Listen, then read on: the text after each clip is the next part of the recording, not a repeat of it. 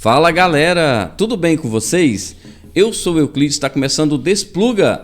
Pode chegar, já vai deixando o seu like, compartilhando o vídeo com seus amigos e não se esqueça de se inscrever no canal. Olha, pra gente é muito importante que você se inscreva no canal. Não custa nada, mas é muito importante a sua inscrição no canal, tá bom? Eu quero dizer também que esse vídeo é um oferecimento da Eniverse. Se você precisa de alguma solução tecnológica para rastreamento, monitoramento, Monitrip ou qualquer solução de saque 0800, entre em contato com esse telefone que está aparecendo aqui agora no vídeo e você vai falar com um dos consultores da Eniverse, que é parceira nossa aqui no Despluga.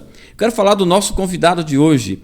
Ele é um ex-deputado distrital, ele é ex-subsecretário do Idoso do Distrito Federal, teve uma atuação muito forte durante o Pentecoste aqui em Taguatinga Sul, né? E ele é o Washington Mesquita. Tudo bem, Washington?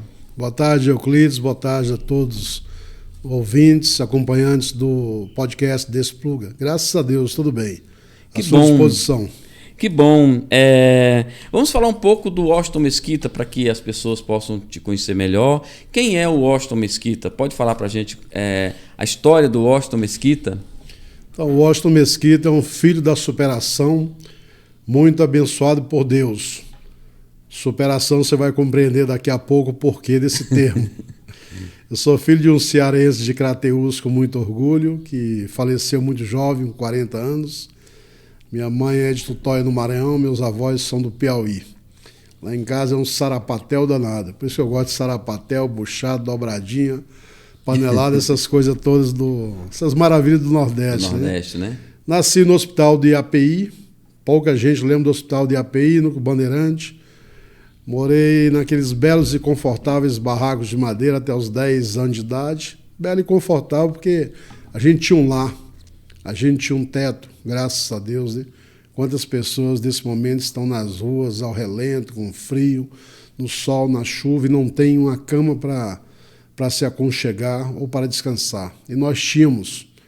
Mas com 10 anos de idade, vendo o sofrimento da minha mãe, que era auxiliar do lar, e dos meus 2 irmãos menores que eu, resolvi fazer uma caixa de engraxate, colocar nas costas e trabalhar no mercado central daquela cidade.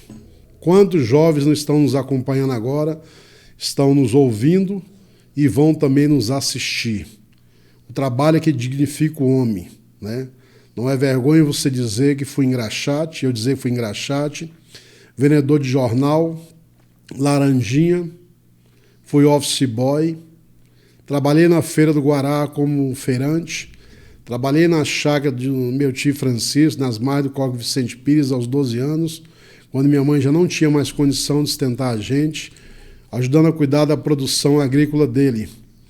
E dia de sábado, enquanto muitos estavam dormindo, às 5 horas da manhã, nós estávamos subindo aqui a IPTG, né?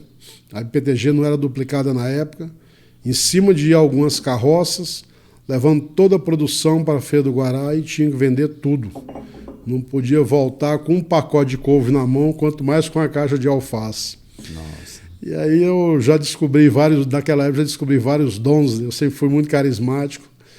Eu andava no meio do povo com aquelas verduras, e muitas vezes as pessoas já tinham feito as suas compras, né? Mas quando eu vi um casal, eu começava a chorar, compra aqui a alface, compra aqui o cheiro verde, compra aqui a couve. Mas por que, meu filho? Eu já comprei. Se eu voltar com essa produção baixar, meu tio vai me bater. E muitas pessoas compravam por dó. Mas a gente tinha que vender, porque naquela chácara já tinha eu, meus 2 irmãos, e mais 5 bocas famintas como a gente, que meu tio criava, né? Então era obrigação minha, eu fazia tudo para que a gente pudesse vender tudo, né? Foi um período de muito aprendizado, de muita luta, mas também de muito sofrimento. Um dos maiores sofrimentos que eu passei foi ter a ausência do meu pai. Tinha separado da minha mãe quando eu tinha 5 anos de idade. E a ausência da minha mãe, que trabalhava como auxiliar do lar na casa de um coronel, e só via os filhos 2 vezes por mês, no sábado, de meio-dia às 14 horas. Sofrimento por quê? Porque um lar é constituído de um homem e de uma mulher. É assim que foi formada a família de Nazaré, segundo as vontades de Deus Pai Todo-Poderoso e seus desígnios, né? Mas a gente aprendeu muito, né? Principalmente valorizar o que tem, trabalhar, só querer o que é da gente, confiar em Deus acima de todas as coisas e lutar para um dia vencer, né? E assim o mundo deu muitas voltas, como dá voltas para todos nós, né? Eu lembro que não posso dizer que tive infância e adolescência, porque infância e adolescência é aquele período que as pessoas saem para estudar, quando volta depois dos estudos, fazer os deveres de casa, vai jogar a sua bola, andar de bicicleta, brincar de carrinho, vai ao cinema, vai aos parques. Infelizmente eu não sei o que é isso. Pra você ter ideia, eu vim comer o primeiro hambúrguer com 18 anos de idade, no Cine Carim da 112 Sul, né? Os antigão devem lembrar do Cine Carim. E aquele hambúrguer do Foods era espetacular, maravilhoso. Eu vim andar na minha primeira bicicleta que meu padrasto, Benazzi, um grande homem, servidor da Câmara Federal, que já faleceu, me deu quando eu tinha 17 anos de idade. Ganhei essa bicicleta na sexta-feira por volta de 19 horas da noite. Estava chuviscando e fiquei na rua sozinho, levando tombo, levantando, e aprendi a andar até meia-noite, só eu.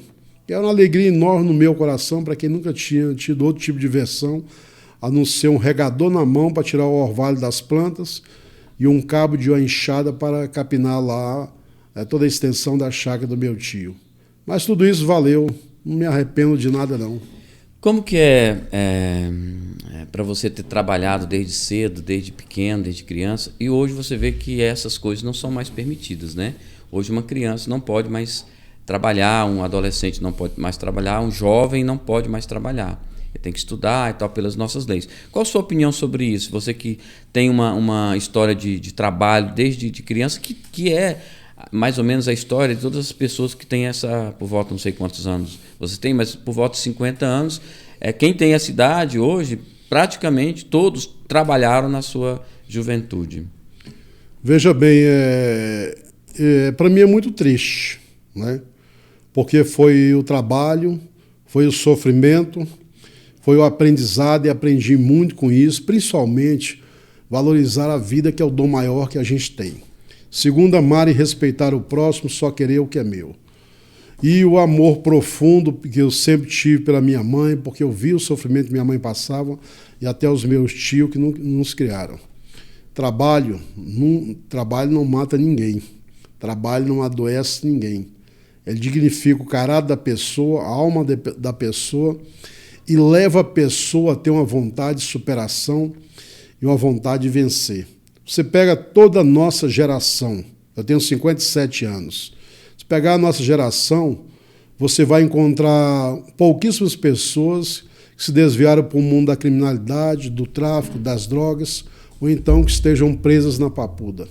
A maioria são pessoas vencedoras, são pessoas que no sofrimento encontraram forças para alcançar os seus objetivos. Hoje a juventude que nós temos, infelizmente, não sabe o que é ser um engraxate. A maioria não sabe o que é ser um office boy, não sabe o que é estar nas ruas com o correio brasileiro embaixo do braço e gritando: olha o correio! Eu também já fiz muito isso, né? Uma das cenas mais tristes que eu, como ser humano e homem público, vi, há 4 anos atrás, num Pentecoste, que nós vamos falar daqui a pouco aqui no Tagua Parque, foi quando parou um ônibus branco da CESIP, Sistema Penitenciário, e desceu em torno de 30 pessoas para ajudar na limpeza do parque. Sabe qual é a faixa etária dessas pessoas? 18 a 24 anos. Aqueles homens jovens, sadios, musculosos, pessoas bonitas. Tinha gente lá que falava: caramba, esse cara tinha tudo para ser um artista de televisão, um modelo internacional. E por que estão presos? Né? É culpa do Estado? É culpa da sociedade? Não. Talvez seja culpa dos próprios pais que não ensinaram a trabalhar desde cedo e não deram a educação adequada. Mas se tivessem passado pelo que eu passei, e talvez pelo que você passou, e tantas pessoas passaram, não estariam encarceradas, né? Verdade. Então eu entendo que as leis são necessárias para regimentar uma sociedade, organizar uma sociedade, dar os direitos legais que todo ser humano e cidadão precisa, mas é preciso trabalhar, meu irmão. A gente que não nasceu em berço de ouro, né? O pai que muitas vezes não tem uma formação, a mãe não tem que se permitir. Por que o rapaz não vai ser um auxiliar de padeiro, um auxiliar de cozinheiro, não vai trabalhar ali no supermercado, empacotador? Tem um dos grandes empresários em Brasília, que é meu amigo particular, uma pessoa que eu sempre me espelhei nele e tenho o maior orgulho dele. José Humberto Pires de Araújo, atual secretário de governo do governador Ibanez Rocha, um profissional por excelência. O que seu Zé Humberto foi? O que ele era? Empacotador do supermercado Planalto. Empacotador. Quando ele tinha ali seus 16, 17 anos. E ali foi aprendendo ofício, foi trabalhando, foi lutando. Anos depois, Zé Humberto e família se tornou os donos do supermercado Planalto, cresceram em Brasília, expandiram, até a rede Carrefour vinha absorver parte do empreendimento dele. É um empresário de sucesso. Sim. Hoje é o secretário de governo, né? Então eu vejo com muita preocupação.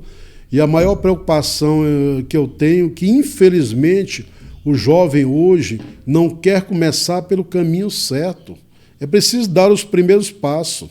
Né? Nem todos que saem da faculdade com canudo embaixo do braço vai conseguir ser um advogado, conseguir ser um médico. Começa através das portas que se abrem, depois você vai crescendo, vai preparando, vai se qualificando, entendeu? Até chegar onde você merece chegar. Você tem uma história que você chegou a ter um supermercado, né, durante a sua vida. E esse supermercado veio a não conseguir sobreviver, né, a falir, né? Conta essa história pra gente, como a aquisição do supermercado e como que você se livrou desse problema, né? Essa história é muito bonita. Eu trabalhava nas lojas Arapuã, foi num período que eu me casei, né, nos anos 80, trabalhei lá por 7 anos. Depois eu saí da Arapuã, peguei meus direitos, montei um supermercado em São Sebastião com meu cunhado. Crescemos, prosperamos, mas naquela época São Sebastião não tinha saneamento básico, né? Não tinha água tratada. A água era de poço, era uma água que tinha um cheiro horrível, mesmo você coasse, você fervesse, era difícil tomar. E eu vendi a parte da minha empresa e fui para o Recanto das Emas, nos anos 80, no auge do primeiro governo Roriz, quando o Roriz tinha aí em torno de 90% de popularidade. Mas o Recanto das Emas não tinha saneamento básico nenhum, não tinha estrutura urbana nenhuma, não tinha asfalto, não tinha esgoto, não tinha nada, nem água encanada. Eu sou da época que o Recanto das Emas tinha um chafariz. Quem quisesse água pegava os baldes, ia no chafariz, encher para se alimentar, tomar banho e coar aquela água e acabar bebendo dela, entendeu? E ali eu montei o supermercado Havaí, na Quadra 107, e já cheguei fazendo barulho, porque era a época dos tickets de alimentação. Todo mundo recebia o ticket com 10% de desconto, porque ele tinha um deságio. E eu coloquei uma faixa bem grande lá. O supermercado Havaí recebe o seu ticket sem desconto nenhum. E assim comecei a vender bastante. Depois saí de um pequeno espaço, comprei um lote comercial da Terra Carga, fui para a avenida principal do Recanto, na Quadra 108, uma loja de 300 metros quadrados. E crescemos muito, mas talvez eu cometi um dos maiores erros que um empresário não pode cometer, né? Eu abri as portas da empresa para pegar cheque pré-datado. E veio aquela inflação altíssima no governo Sarney. Em um mês me deram 120 mil reais de cheque sem fundo. Há 23 anos atrás era muito dinheiro.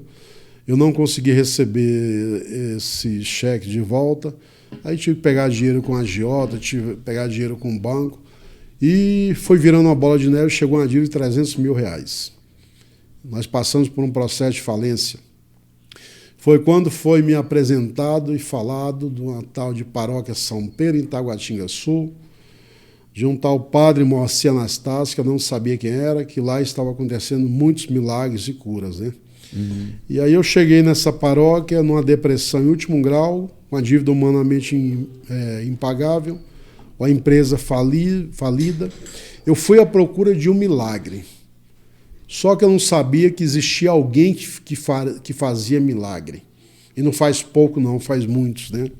E não era o padre. Esse alguém que fazia e faz até hoje chama-se Jesus Cristo, né?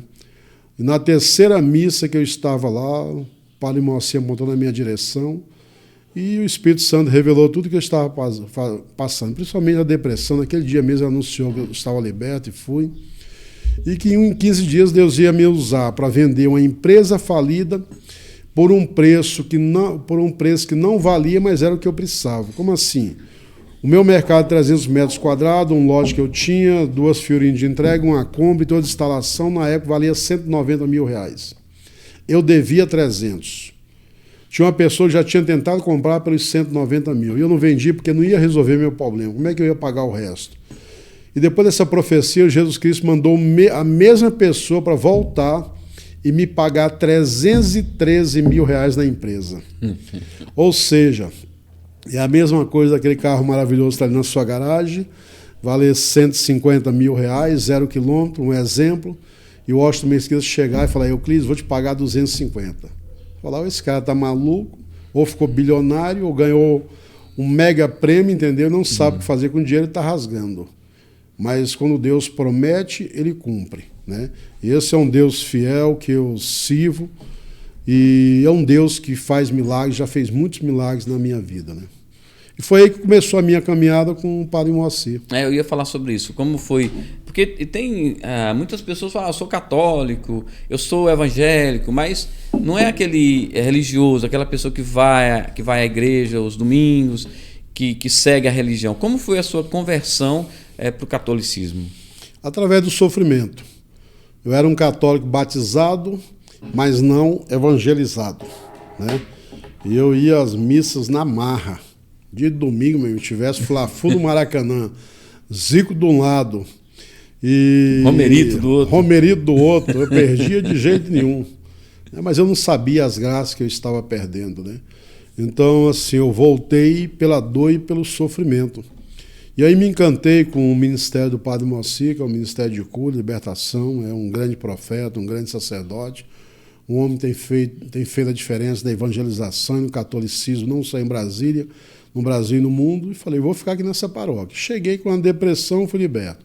Cheguei devendo R$300 mil, Jesus Cristo me ajudou a pagar essa dívida. Então, aqui que eu vou ficar. Aí comecei a dar os primeiros passos, 6 meses depois eu já estava nas pastorais dele. E aí, quando Deus instituiu a Semana de Pentecostes no coração dele, ele convidou eu e minha esposa para assumir a coordenação. Eu não sabia o que era Pentecostes. Eu falei para ele, coordenar Pentecostes, o que vai ser isso? Ele falou, Deus vai nos preparar, vai nos capacitar, vai nos preparar e vai formatar no nosso coração conforme Ele quer. E assim aconteceu. A gente começou a fazer o evento na paróquia com 300 pessoas, segundo ano 3.000 pessoas, terceiro ano já tinha a revelação das velas de Pentecostes, 30 mil pessoas. E aí nós saímos de lá da paróquia, fomos para o Pistão Park Show, ficamos lá 2 anos, não me falha a memória. Pistão Park Show era ali... De frente à Católica. De frente à Católica, né? Era uma casa de show. E eu me lembro muito bem que no último Pentecoste lá, Jesus Cristo disse ao Padre Moacir, diz para os donos dessa casa que é o último, que nessa casa aqui não vai haver mais nenhum show do mundo. E eu vou derrubar esses muros. Meu amigo, que prejuízo o cara teve. Esse Pentecostes saiu de lá porque já não comportava mais ninguém. Nunca mais passou um artista famoso, uma banda famosa por lá. E os muros foram derrubados. Hoje lá é um conjunto de prédios e apartamentos. De lá nós fomos para a Facita. E na Facita houve a mesma revelação que o Espírito Santo ia selar os muros da Facita, os 4 cantos da Facita, e não ia ter mais nenhum show do mundo lá, e nunca mais teve nenhum show do mundo. Nós fomos para o Parque Leão, que comportava em torno de 700 mil pessoas. Tivemos lá no último ano. No final da Parque Leão, saída para Nápoles ali, né? Para Nápoles, ali acesso para o Recanto das Emas. Uhum. E o último Pentecoste lá foi uma chuva terrível, foi em 2010, foi o ano que eu disputei a minha segunda eleição, fui eleito deputado distrital. Houve a revelação também que naquele local não teria mais nenhum show do mundo. Então esses donos dessas casas de show com certeza não estão satisfeitos com o padre e nem com Jesus Cristo. Acabou-se o Pistão Park Show, acabou-se a Facita para shows e acabou-se o Parque Leão. Isso tudo por quê? Porque Brasília é a capital do Espírito Santo. Brasília é o grande sonho do Dom Bosco, e de Brasília está saindo uma nova evangelização para o Brasil e para o mundo, que é através dos renascidos em Pentecoste, que é a missão do Padre Moacir. Como foi você já falou muito do Padre Moacir, mas como foi esse seu encontro com ele? Como se deu essa ocasião? Como que você encontrou com ele? Como foi esse... 6 meses depois que eu consegui essa graça, 6 meses depois, eu procurei e pedi para ele que queria trabalhar na paróquia dele, né? E aí ele falou para mim: não chegou o seu tempo e a sua hora. Nunca esqueço disso. Eu estava num processo de conversão ainda. E aí, quando deu mais uns 6 meses depois, eu procurei e falou assim: chegou o seu tempo. Aí já me indicou para ir para os Vicentinos. E aí começou uma caminhada, e Deus começou a me dar dons. Eu tinha a língua presa, Euclides, eu não sabia falar. Se colocasse o microfone como esse na minha frente, mesmo só eu e você, não saía uma palavra, não saía nada. Eu não tinha base, não tinha conteúdo. Mas Deus escolhe os fracos para confundir os fortes. E nunca escolhe os capacitados, capacita os escolhidos. Hoje eu falo de improviso para 1 milhão de pessoas dentro de Pentecostes, sem papel na mão, sem gaguejar, pela ação do Espírito Santo. A minha amizade com ele foi através do trabalho. Eu não entrei lá por política, não. Eu entrei lá para servir no ministério dele em agradecimento a Jesus Cristo por tudo que Jesus Cristo fez por mim. E estou até o dia de hoje lá, da mesma forma, para servir. Política foi um chamado que eu recebi, que eu relutei muito quanto a isso, que eu não queria, mas é uma missão que Deus me deu. Tem uma história sua com o ex-governador Agnello, que você deu uma melhorada, fez alguma melhoria no Tagua Park, esse trabalho feito no Tagua Park. Como foi essa história com o governador, ex-governador Agnello Queiroz, do PT, né? Eu já era deputado distrital. Fui eleito em 2010 pelo PSDB, e a minha linha nunca foi oposição, foi centro-direita, né? Porque oposição eu não vejo assim. Oposição, geralmente, você não consegue levar os recursos, os investimentos que as comunidades precisam, né? Só consegue se você for da base de apoio do governo. E o governador Agnello sempre foi uma pessoa que me respeitou muito, teve um carinho por mim, teve um carinho imenso pelo nosso movimento Pentecoste e ajudou muito. Só que o Tagua Park tinha um problema. Passava uma rede de alta tensão exatamente onde era realizado o Pentecoste, no meio do parque. E a ANEEL, por várias vezes, fez alguns questionamentos, e teve um ano que a ANEEL falou: se vocês não tirarem essa rede de alta tensão daí, nós vamos proibir a realização do evento e vamos aplicar uma bela de uma multa em vocês. Foi quando eu fiz a solicitação ao governador. Na realidade, o projeto era fazer uma compactação. Mas na época, eu fui eleito em 2010, nós tiramos essa rede de alta tensão lá, foi em 2012. Custava em torno de 14 milhões de reais. Para tirar a rede de alta tensão? Para tirar a rede de alta tensão era um investimento altíssimo, né? O governo não tinha como fazer esse investimento. Então, ao invés de compactar essa rede de alta tensão, aliás, ser subterrânea, nós fizemos um afastamento dela para próximas casas. E aí resolveu o problema, teve a liberação. Custo bem inferior, né? Bem inferior, resolveu essa situação, entendeu? O parque, um local onde era realizado o Pentecoste, onde as pessoas soltavam pipa, faziam sua caminhada, foi totalmente desobstruído, já não tinha mais nenhum risco, né? E graças a Deus conseguimos deixar esse legado ali para o Tagua Park. Como foi a sua entrada para a política, né? Foi antes disso, você já era deputado distrital nessa época. Como você chegou na política? Foi através do Pentecostes? Não, foi um chamado que eu recebi em 2001, onde houve uma profecia que Deus ia escolher alguém daquela comunidade e inserir no contexto político. Foi aí que Deus me deu o dom da palavra, começou a me preparar e capacitar para entrar para a vida pública, né? A eleição de 2002 eu não disputei, relutei muito porque eu não queria, eu não me sentia preparado e capacitado para tal função e não sabia também qual era a responsabilidade de uma função de um deputado distrital. Mas quando foi em 2006 eu dei o primeiro passo na fé, o ardor já era muito grande no meu coração, eu já era bastante conhecido por ser da coordenação de Pentecoste, e aí eu tive 8.312 votos. Mas não era o tempo que Deus queria. Só que de 2006 para 2010 eu me preparei, me capacitei, montei uma coordenação. E quando chegou 2010, nós fizemos 1.250 reuniões domiciliares e 90 dias de campanha. Eu estava no PSDB, onde tinha 2 deputados eleitos com mandato. Raimundo Ribeiro, que é o presidente da DASA hoje, e o ex-delegado da Polícia Civil, Milton Barbosa, que inclusive foi meu chefe por um tempo, uma pessoa fantástica. Ainda tinha o Zé Edmar, que construiu um monte de cidade aí. E todo mundo falou, você é maluco, rapaz, você vai para esse partido aí, só tem fera lá, só tem nego pesado. Eu falei, olha para mim, tá chegando um fera lá também e mais um bem pesadinho. Mas na época eu era muito mais magro do que eu estou hoje. Mas eu sabia que era o tempo e a hora. Sabe quem assinou minha ficha de filiação na residência oficial de Águas Claras? O Aécio Neves. Aécio Neves? Aécio Neves era governador de Minas, popularidade de 85%. No dia da minha filiação ele estava lá. Quando ele assinou, ele olhou para mim e falou, você vai ser eleito. Todas as fichas que eu assino, as pessoas são eleitas. E eu disse a ele, eu vou ser eleito não porque, com todo respeito, governador, você está assinando minha ficha. Eu vou ser eleito porque chegou a minha hora, porque Deus quer, e vou ser eleito pela força do trabalho. Então o mérito nunca foi do senhor governador Aécio Neves. O mérito de todas as vitórias que eu tive na minha vida sempre foi de Jesus Cristo e continuará sendo de Jesus Cristo. Essa foi a sua entrada na política, né?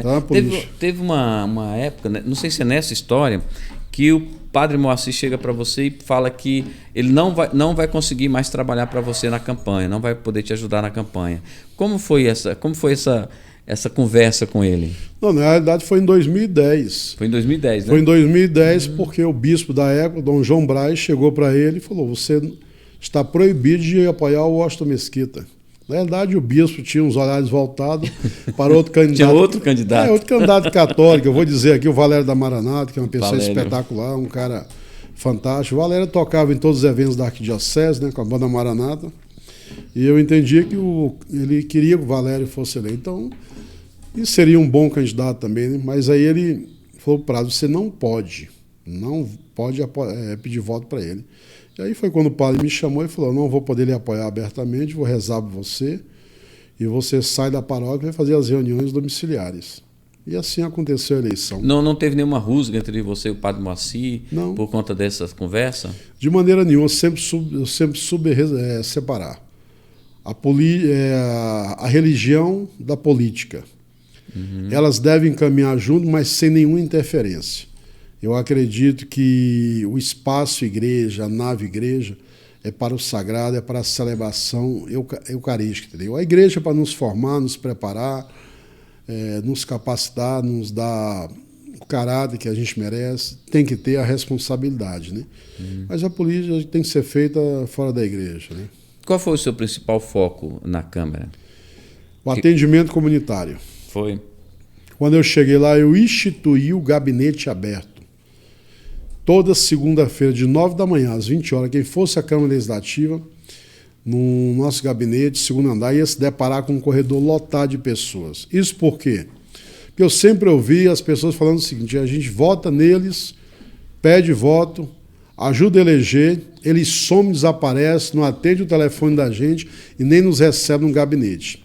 Então, quem chegasse à Câmara Legislativa na segunda-feira, de 9 da manhã às 20 horas, entrava na beira de uma fila, aguardava o seu momento, depois ia direto para a minha sala. Isso é uma forma da gente respeitar o eleitor, o cidadão, o contribuinte, de ouvir as demandas da necessidade, e é desse diálogo com a comunidade que sai e nascem os grandes projetos. Né? Apesar que eu entendo que não tem mais projeto a ser aprovado na Câmara Legislativa, porque tem tanta lei, e o Poder Executivo, infelizmente, não tem um mecanismo para acompanhar a aplicação dessas leis. Por exemplo, a lei que acabou com o trote violento em Brasília é do Washington Mesquita. 2010, quando eu fui eleito, no final do ano, vestibular da UNB, eu esqueci o nome desse jovem, ele morava na Asa Sul, ele passou, e aí naquelas comemorações, quebraram o ovo na cabeça dele, jogaram farinha de trigo, que é uma coisa até aceitável, normal, raspar a cabeça, eu acho que até aceitável, normal, mas sem violência. Dinheiro no trânsito.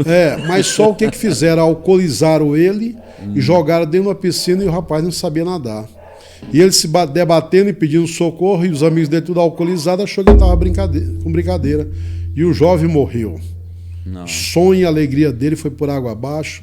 Uma profunda tristeza no semblante do pai e da mãe quando eu vi eles dando entrevista no DFTV. E foi o meu primeiro projeto na Câmara Legislativa. Acabou em Brasília o trote violento e foi instituído o trote cidadão. Doação de cesta básica, doação de sangue, assistência em creche, assistência em asilos, entendeu? E essa lei foi aplicada. Tem outra lei também, a lei que obriga as academias a fixar uma placa alertando do uso excessivo do anabolizante. Né? Mas chega numa academia, vê se tem essa placa lá, lei distrital, número tal, autoria, deputado distrital, Washington Mesquita, não tem, porque o Poder Executivo, infelizmente, não tem um mecanismo aí para acompanhar a aplicação dessas leis. Mas o que eu acho, as leis são importantes, são. Quando eu digo que já tem muitas, que a maioria também são inconstitucionais. Mas o que eu acho mais relevante na função de um deputado distrital é a representatividade comunitária. Uma das principais bases minha é Taguatinga. Por exemplo, porque na sua rua ela está cheia de buraco. Acione o deputado que tem representatividade na cidade, que ele vai acionar a administração regional para resolver o problema. A luz está queimada, acione o deputado que ele vai acionar a administração para acionar a SEB. Rapaz, não fala em luz queimada, não. Na frente da casa da minha mãe, na QSB 6, ela está assistindo. Já tem umas 2 semanas que ela reclama comigo. Minha mãe é uma senhora idosa, né? E ela mora só, tem alguns vizinhos, mas ela mora só. E ela já ligou lá na Neoenergia, né? E não consegue, tá uma escuridão danada, e ela fica reclamando que às vezes ela precisa sair à noite lá fora e tal, e é muito escuro. Realmente é muito difícil, são pequenas coisas, mas assim, a comunidade não consegue ter acesso a esses serviços, né? No caso, essa responsabilidade ela é do deputado distrital, que foi apoiado por essa base, principalmente do senhor administrador regional. Depois você passa para mim o endereço direitinho, o nome da sua mãe, telefone. Eu vou passar para o administrador de Taguatinga e vou contactar com a direção da Neoenergia, que eu tenho amigos que trabalham lá. Outra coisa é as emendas parlamentares. É para melhorar a vida da comunidade, né? Na época eu mandei um recurso para reformar o centro cirúrgico do HRT. E eu, como deputado, passei pelo centro cirúrgico do HRT, mesmo tendo plano de saúde da Câmara, para fazer uma cirurgia de pterígio. E lá me atendeu, que é a minha oftalmologista até hoje, a doutora Núbia Vanessa, profissional por excelência. Mas mandei recursos para reforma de calçada, acessibilidade, melhoria da iluminação. Mandei recursos para cá para construção de parquinhos, academias, reforma de quadras poliesportivas, entendeu?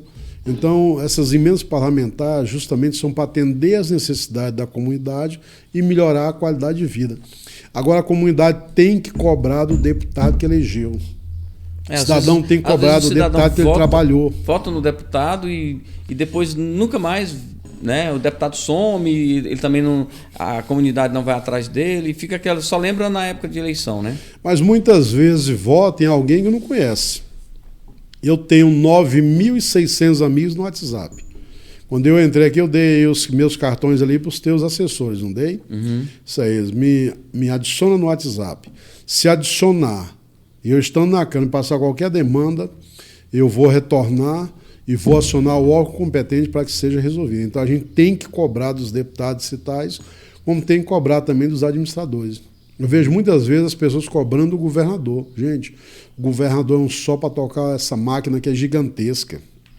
A Câmara Legislativa existe para isso, para fiscalizar as ações do poder Executivo, principalmente a aplicação do orçamento, dos impostos que são pagos, né?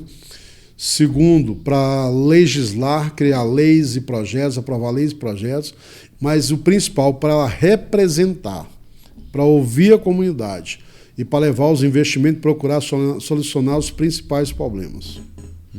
Mas essas pessoas não são muito inatingíveis, inalcançáveis, os deputados, o diretor, né, que aqui em Brasília são as regionais, né?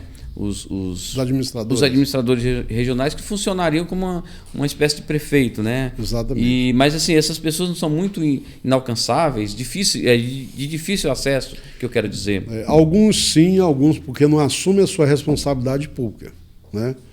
Eu tinha amigos meus, que eu não vou citar nome, no próprio corredor, na Câmara Legislativa.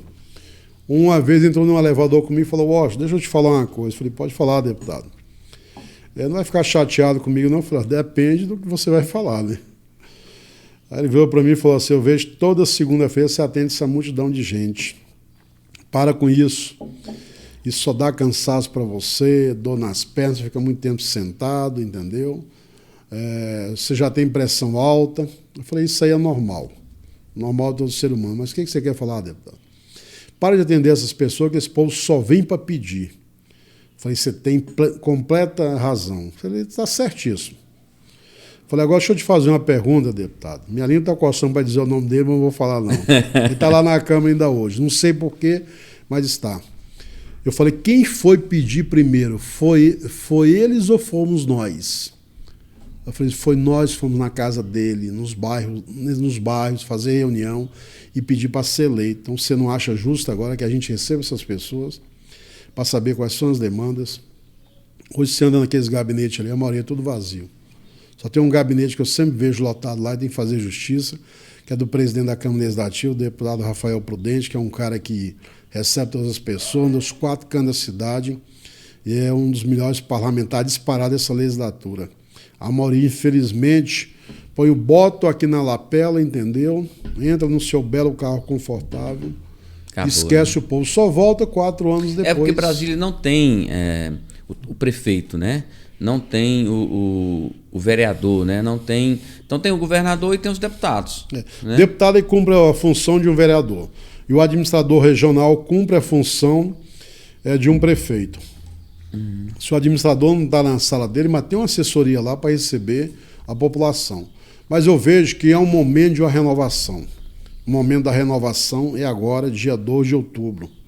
Se você que está nos assistindo, nos ouvindo, não está satisfeito com o deputado que você votou, procure outro.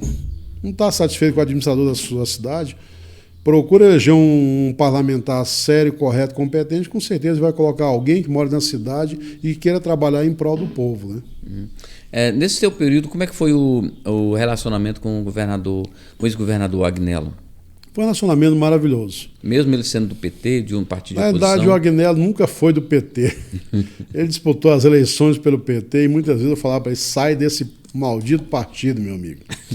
Você não se cabe aí. O Agnello é um cara bacana, um cara que tinha um respeito, um trato muito bom com a Câmara Legislativa, trabalhador, né?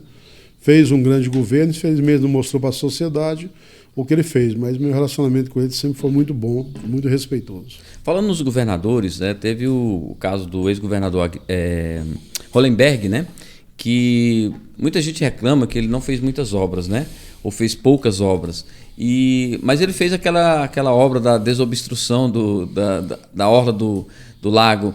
O senhor concordou com aquela desobstrução? Como é que foi? Como é que é o nome do governador? Hollenberg, né? Posso me benzer? Em nome do Pai, do Filho e do Espírito Santo.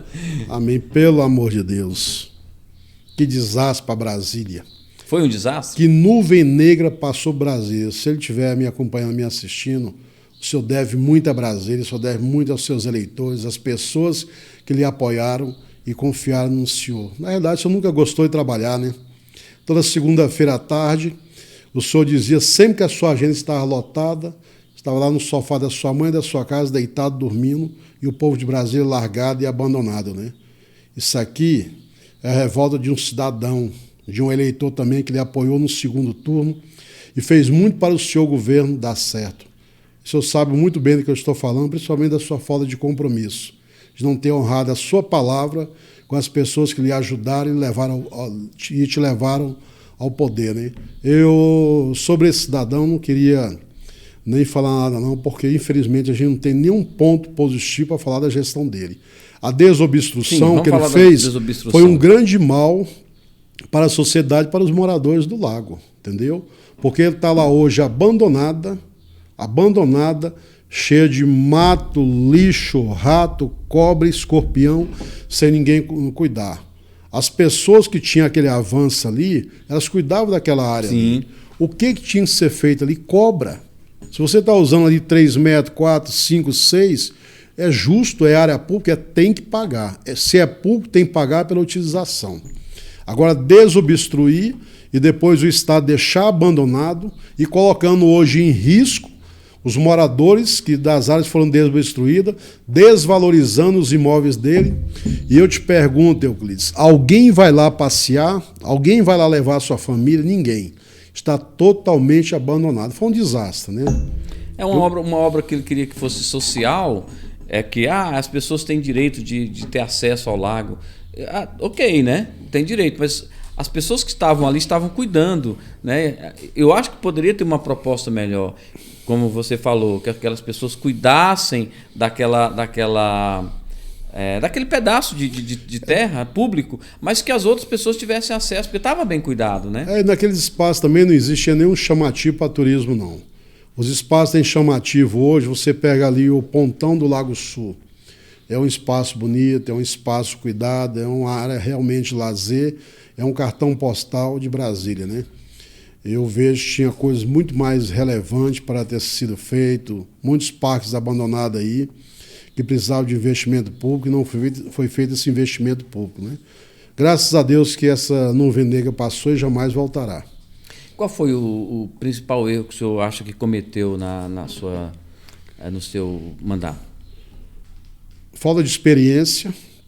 Eu cheguei muito forte na Câmara Legislativa, com 21.111 votos, a quinta votação de Brasília naquele pleito eleitoral. Eu, por 3 dias mais de campanha, eu ia passar a fila do Roriz nas urnas. Eu ia ocupar a 4ª colocação. Falta de experiência, falta de maturidade, ter confiado em pessoas que não mereciam a minha confiança. Eu tenho que fazer essa crítica para mim. Eu trabalhei muito, produzi muito, mas eu não tinha uma assessoria tão competente para acompanhar o desenvolvimento dos meus trabalhos, entendeu? Maturidade, experiência, tudo, né? Então, hoje eu vejo que se for da vontade de Deus em primeiro lugar, tem que ser da vontade dele, senão não vale a pena voltar.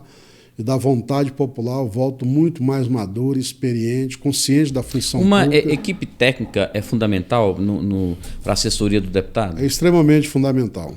Né? Eu montei um gabinete com amigos. Você pode ter num gabinete de amigos? Pode ter. Aqui do meu lado, à esquerda, aqui, eu tenho um amigo aqui, o Gilson. Mas é um amigo que é competente. Na função que eu designei a ele, na responsabilidade que ele tinha, ele cumpriu bem. Infelizmente, o restante não me deram esse respaldo. Né? O senhor se considera de direita ou de esquerda? Direita. Já é de direita, né? Direita. É conservador nos costumes e liberal na economia? Eu não digo nem conservador nos costumes, né? Eu acho que eu sempre trabalhei pelo bem comum, em defesa da família, da vida, da dignidade humana, né? Eu acho que defesa dos direitos das pessoas e principalmente da sociedade, muitas vezes sociedade sofrida, uma sociedade esquecida pelo Estado, não valorizada, né? Então, eu acho que nesse ponto eu cumpri a minha responsabilidade.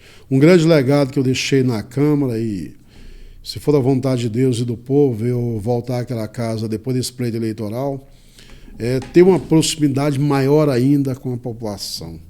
É respeitar o eleitor, o contribuinte, o cidadão. Né? Aceita um café? Muito obrigado. É preciso você receber a pessoa no gabinete, saber quais são as suas dores, qual é a sua necessidade, o que a sua comunidade está precisando, está almejando. Né? Então, hoje, eu muito mais maduro, experiente, né? Aprendi a ser político fora da política. Foi um grande aprendizado para mim. Né? Eu tenho certeza que a gente vai fazer um trabalho belíssimo. Como é o seu relacionamento com o governador Ibanez? Excelente. O Ibanez é uma pessoa que eu sempre respeitei, admirei. Um dos melhores presidente da OAB de Brasília, um dos grandes advogados, né, jurista desse país. É um homem muito trabalhador, um homem muito inteligente, preparado e capacitado. Um cara que nunca ocupou uma função pública. Eu fui um dos muitos que deu conselho a ele para disputar as eleições. Né? Eu fiz a coordenação católica da campanha dele. Nunca ocupou uma função pública. É eleito governador. Tem que tomar pé e conhecimento da máquina pública, que não é fácil. Colocar essa máquina pública para girar, fazer os investimentos necessários na cidade, né? Cuidar do orçamento, cuidar da folha de pagamento, do serviço público, manutenção da cidade, das grandes obras, grandes investimentos. E ele conseguiu fazer tudo isso aí dentro de 2 turbilhões. Primeiro foi a pandemia, que ninguém sabe o que era essa pandemia, aonde ela ia chegar e quais eram as consequências dessa pandemia, né? Segundo, vem a guerra, né? Que os efeitos da guerra estão aí até hoje, principalmente na economia, na mesa de um bolso cidadão trabalhador.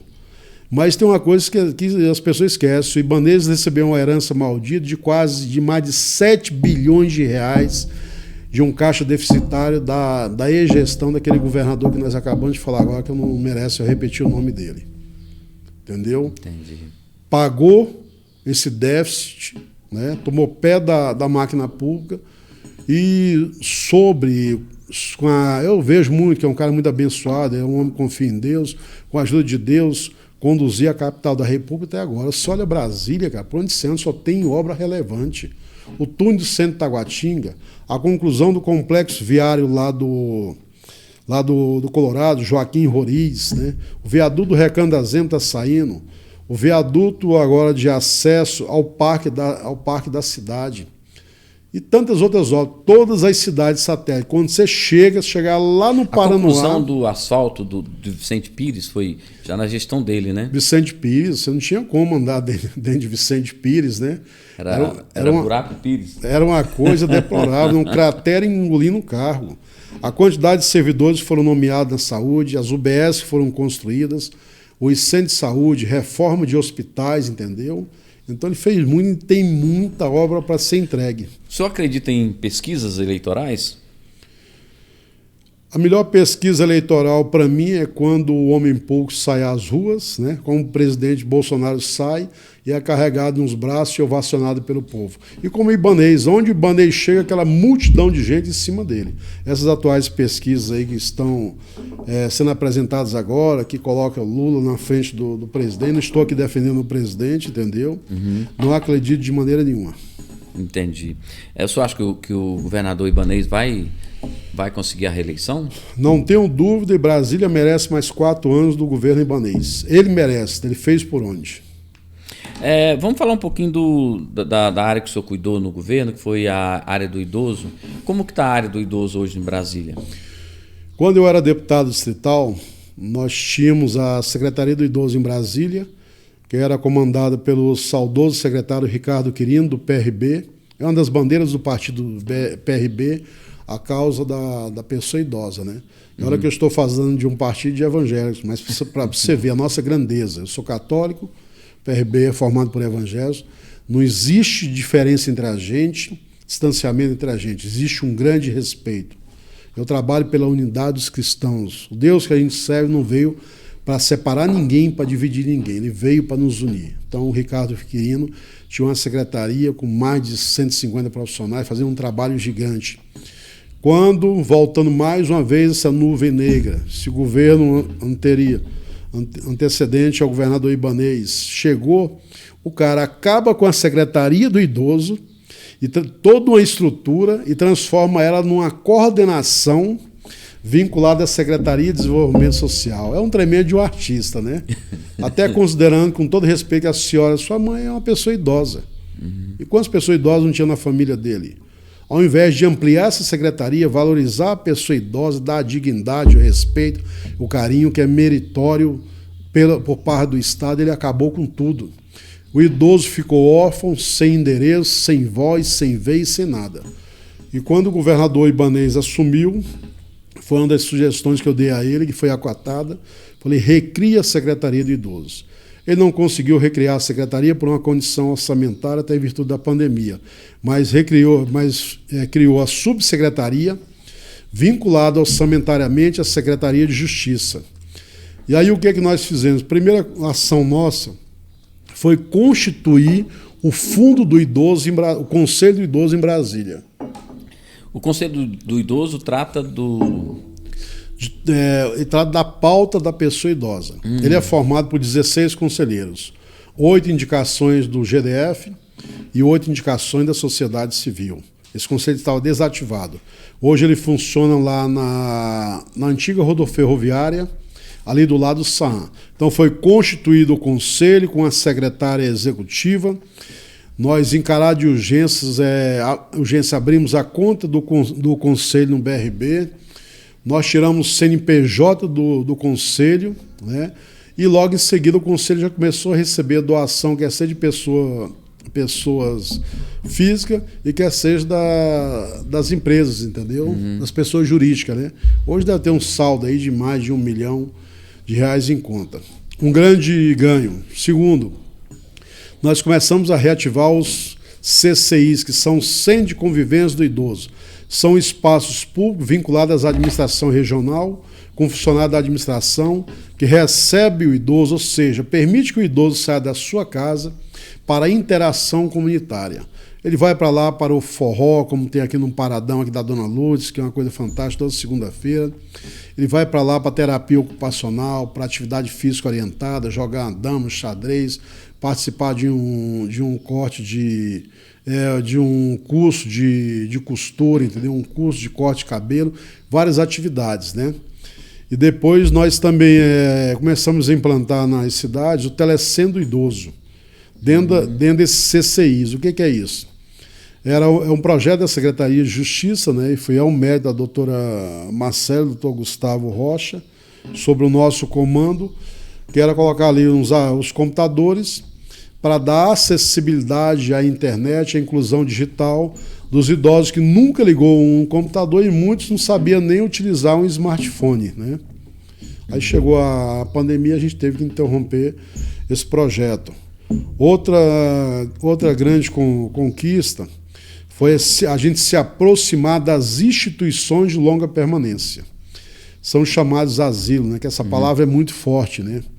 Então, um lar do idoso, né? É, o lar do idoso, né? Então, instituição de longa permanência da pessoa idosa, né?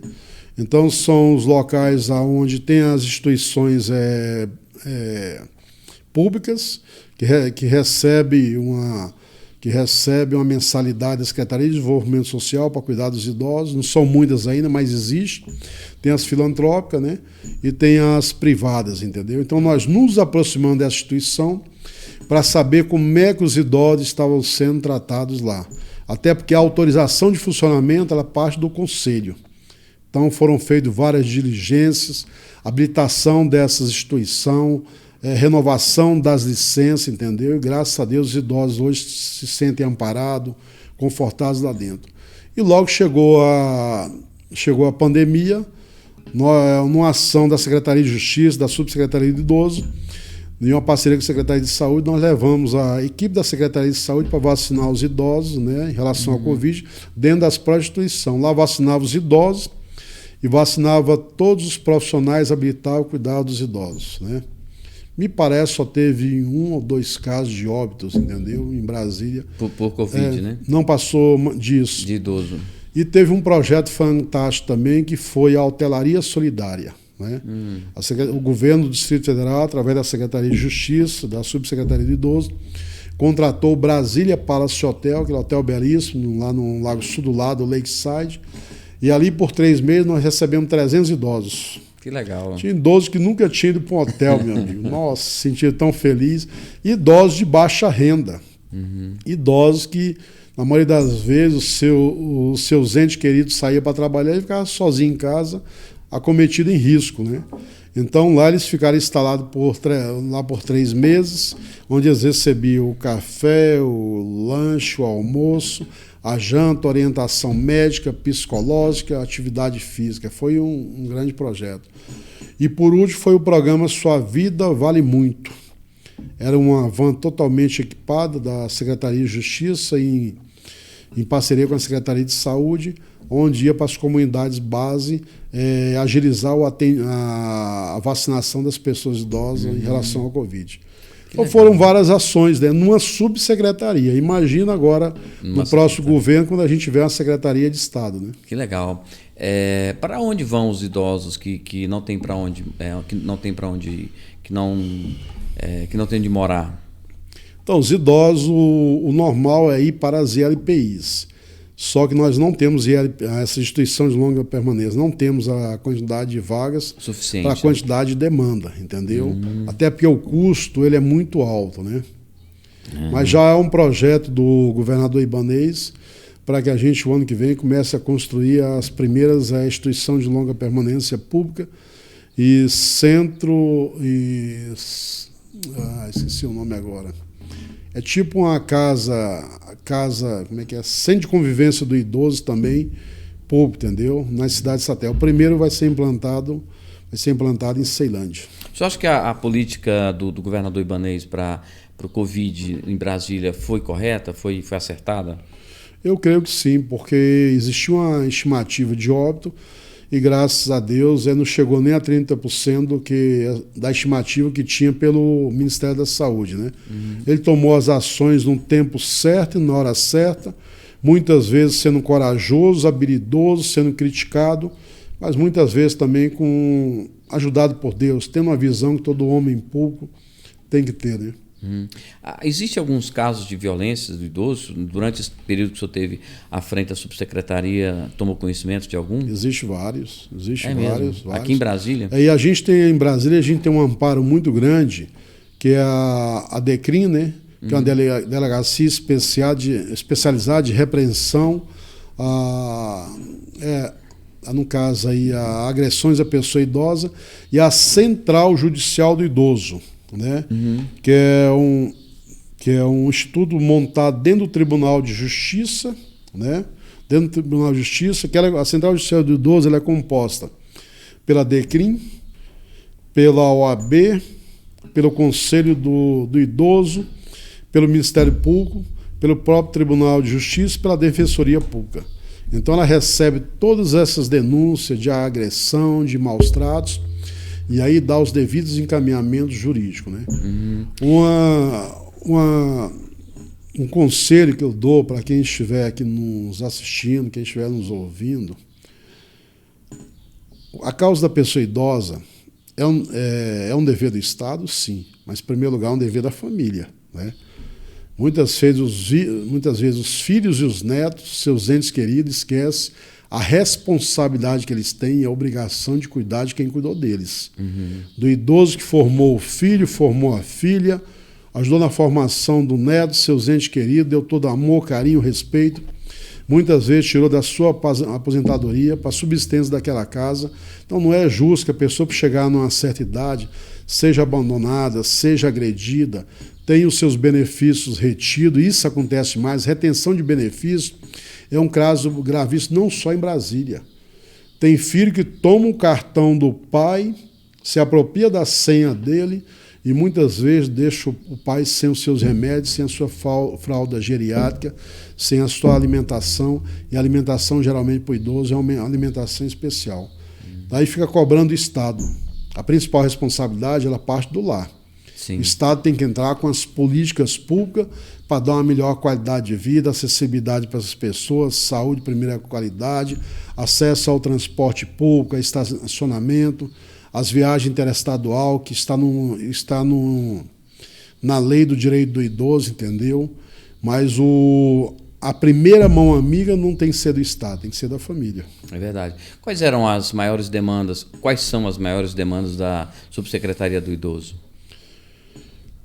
Principalmente, no caso, denúncias de maus tratos, né? Hoje, o maior problema que a gente tem hoje em Brasília é isso. Tanto que a Subsecretaria trabalha em consonância com o Conselho do Idoso, que recebe também essas demandas e fiscaliza as instituições de longa permanência e trabalha para a aplicação das políticas públicas em prol da pessoa idosa, com a DECRIM e com o Conselho do Idoso. É os maus tratos. Mas já começou a baixar, porque agora, no que trata da questão de agressão, e quando chega a denúncia, imediatamente as autoridades judiciais estão tomando as devidas providências, né? O difícil, muitas vezes, é convencer o idoso a denunciar o agressor, né? Muitas vezes. O senhor é pré-candidato a deputado distrital, né? Qual seria a sua bandeira principal sendo eleito? A principal bandeira é a defesa da vida, da família e da dignidade humana. A representatividade cristã, a representatividade comunitária que me enche os olhos, é trabalhar aqui pelas nossas cidades, Taguatinga, Ceilândia, Samambaia, Águas Claras, Vicente Pires, Recanto, entendeu? São as minhas principais bases, ouvindo as pessoas, recebendo as pessoas no nosso gabinete, sabendo quais são as necessidades, para acionar os órgãos competentes e até para dizer para o senhor governador o que as comunidades estão precisando, o que o eleitor, o contribuinte espera do governo. E a outra grande bandeira hoje é a causa da pessoa idosa. É um sonho meu ver instalada em Brasília a Secretaria do Idoso, com um corpo jurídico, um corpo físico, administrativo, espaços, né? Projetos relevantes para a gente tirar o idoso de dentro dos lares, da ociosidade, levar para as praças, para o cinema, para os parques, prática de atividade física, entendeu? Melhorar o acesso deles ao sistema de saúde e prezar pelos direitos que eles têm, né? É ser uma voz na Câmara Legislativa para a comunidade e para a pessoa idosa. Nesse cenário político que o senhor vê hoje, a candidata a governador, tem o pré-candidatos, né? O Ibanez, tem a Leila do Vôlei, tem o Regufe. Como que o senhor vê esse cenário? Quais as possibilidades que o senhor vê aí para um eventual segundo turno, por exemplo? Com esses candidatos aí, eu não acredito no segundo turno. Ibanez leva no primeiro turno. Com todo respeito à senadora Leila, o que ela vai apresentar para a sociedade no tempo que ela está no Senado? Né? Quais são as leis relevantes? Quais são os recursos relevantes? Eu, pelo menos, respeito muito ela como atleta, como pessoa digna, bacana, mas eu estou fazendo um questionamento a ela que eu não conheço. O meu amigo flamenguista Regufe tem um carinho pelo ser humano Regufe, pelo radialista Regufe, o homem de imprensa Regufe, tenho todo o meu respeito, cara cristão, cara ético, bacana. Mas esse discurso da economia, eu economizei tanto, eu deixei de fazer isso, aquilo, para mim que foi parlamentar, ele não cola. Sabe por quê?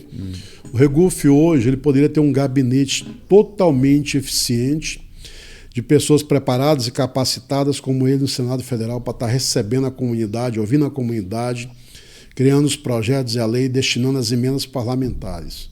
O que me diz, ele não recebe ninguém. Eu recebi 18 mil pessoas. Eu não vejo o Regufe andando nas feiras de Brasília, andando nas cidades satélites. Eu nunca vi uma foto do Regufe lá dentro do sol nascente, como eu já vi do Ibanez. Aqui na feira do Vicente Pires, da feira de Ceilândia, como eu fiz do governador Ibanez. O que eles vão apresentar?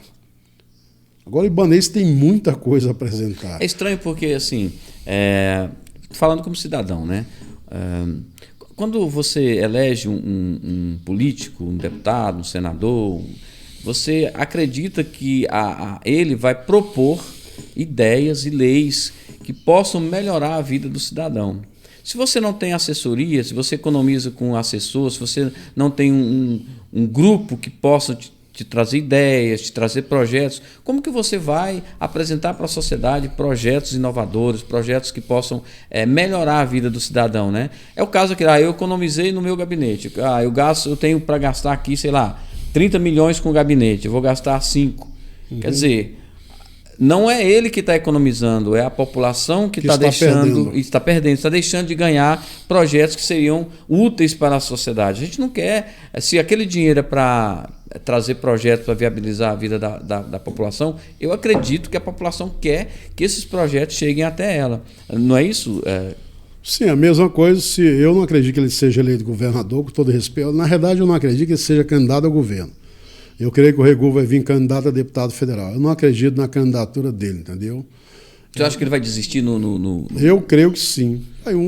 Um pré-candidato tem que estar na rua, como o Ibanez está, entendeu? Eu não vejo ele andando na cidade. Mas vamos supor que ele fosse eleito governador de Brasília. Então hoje nós temos aí em torno de 35 secretarias que são importantes, necessárias.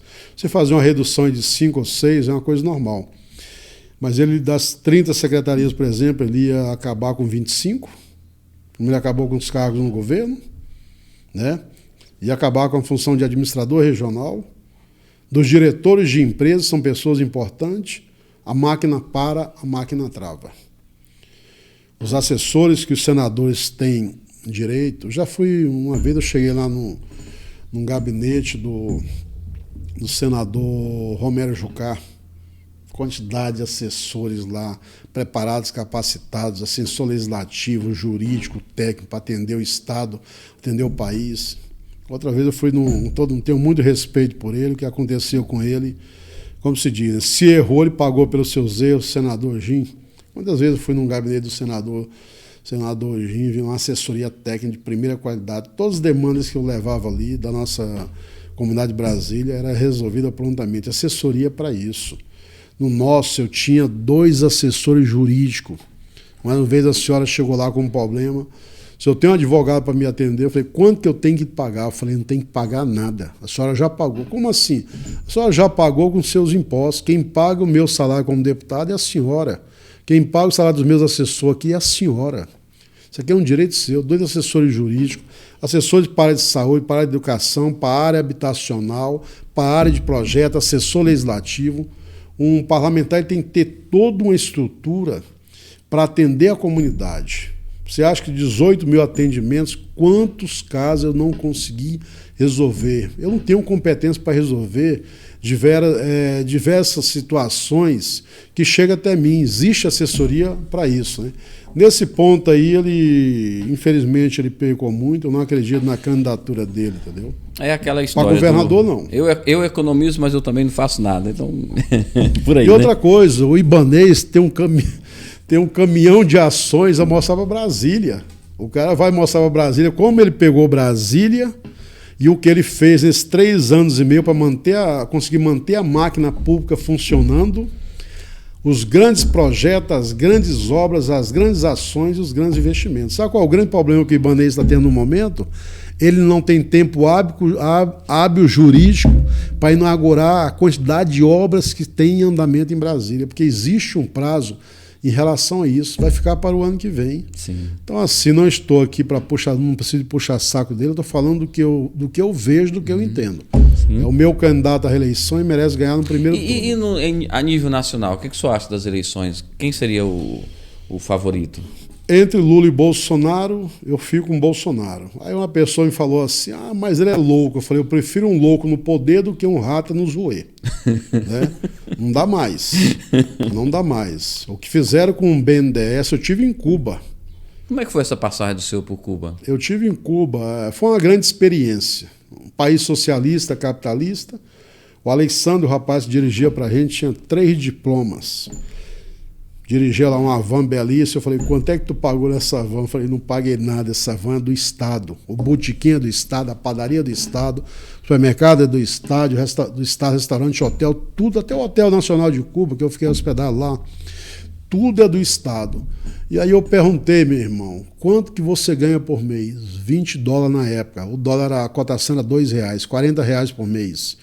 Eu ganho $20, eles me dão um pacote de 5 kg de arroz, 5 kg de açúcar, 2 latas de óleo, uma dúzia de ovos, 2 litros de leite, 600 gramas de frango. Eu falei, quantos filhos tu tem? Tenho 2. E para subsistir, eu tenho que me virar. É triste. É um povo espetacular, maravilhoso. Eu fiquei impressionado com o povo cubano, é um país caribenho belíssimo, uma culinária perfeita, entendeu? Mas que sofrimento, né? Um país que parou no tempo. Eu andei num carro lá de 1918, eu nem tinha nascido ainda, andei num carro que eu nem tinha nascido ainda.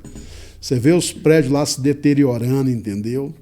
Mas eu creio que vai haver essa mudança, a libertação de Cuba, né, e principalmente a queda desse embargo.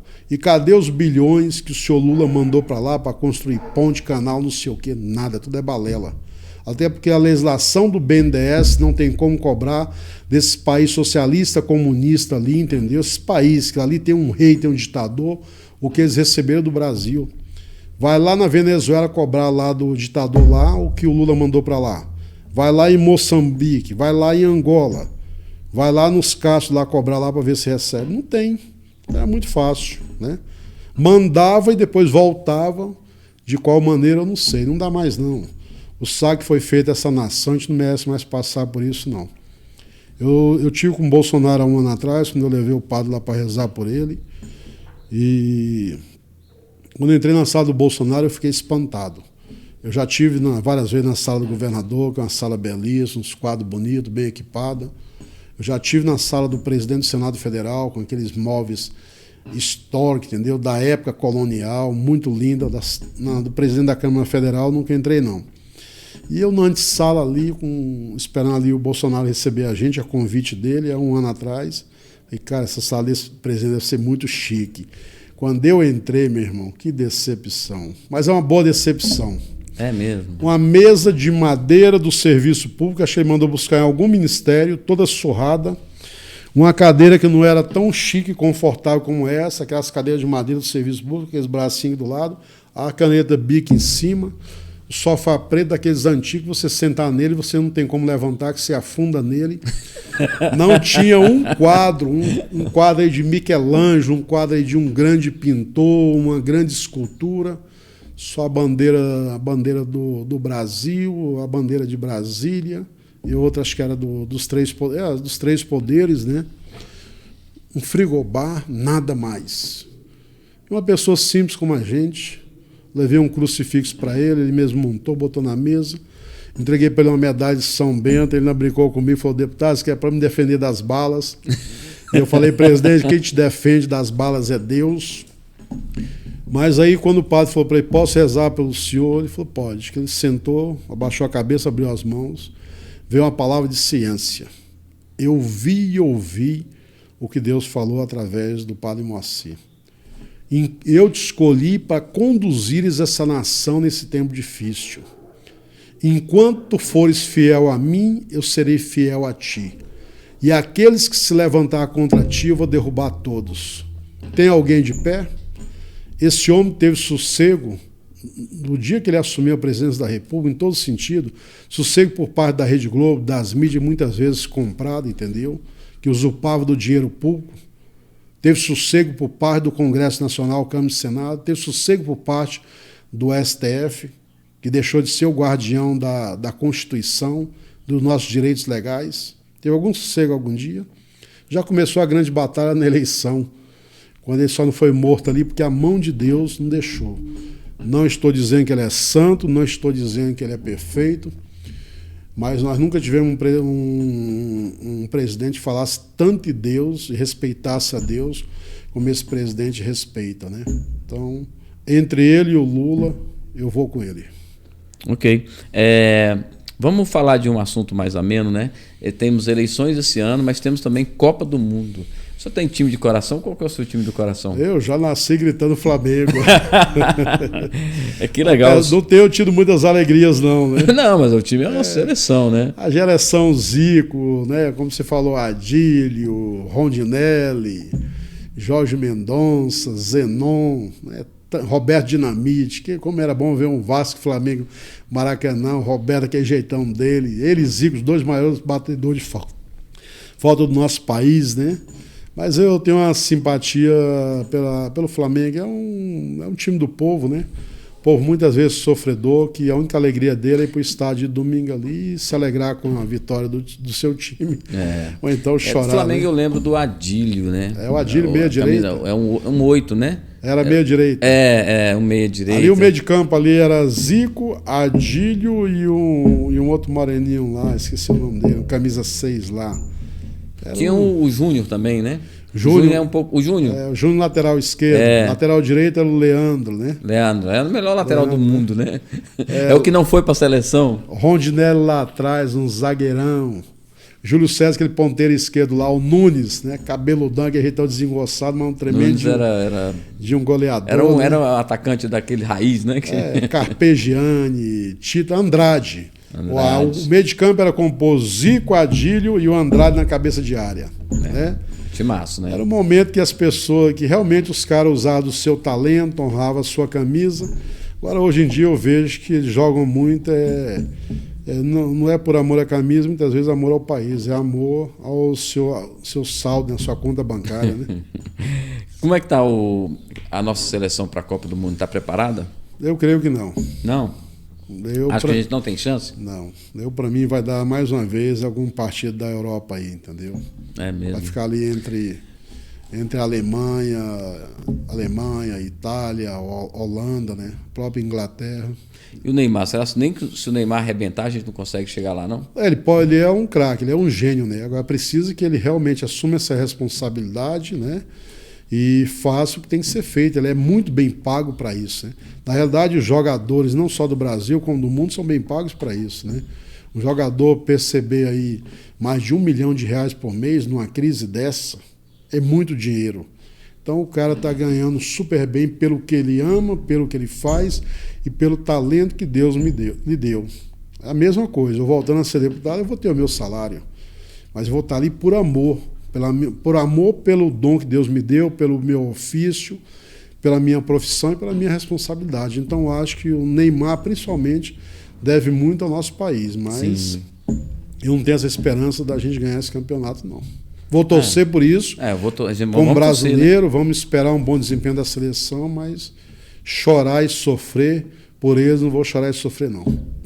Quero chorar e sofrer pelos próximos, pelos meus amigos, pelos meus eleitores, pelas pessoas que vão precisar do Washington Mesquita.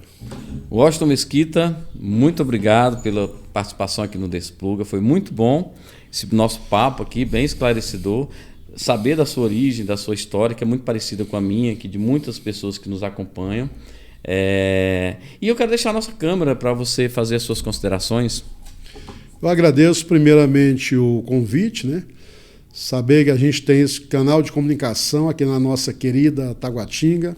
Dê um grande abraço na Fátima. O meu agradecimento às pessoas que nos ouvem, às pessoas que te acompanham. E rezem por mim, orem por mim, contem com as minhas orações.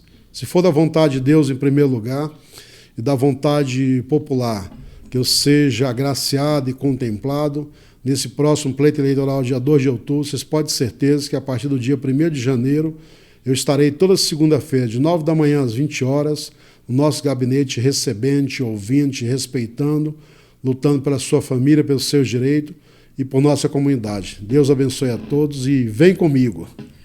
Muito obrigado. A gente também te agradece por ter ficado com a gente. Não se esqueça de se inscrever no canal, compartilhe esse vídeo com seus amigos, mostre para as pessoas essas ideias que foram faladas aqui, discutidas aqui. É muito importante para a gente que você compartilhe o vídeo, mas mais importante é que você se inscreva no canal. Não se esqueça de se inscrever no canal. Dá essa força pra gente. Eu vou ficando por aqui e a gente se vê no próximo episódio. Obrigado. Fui!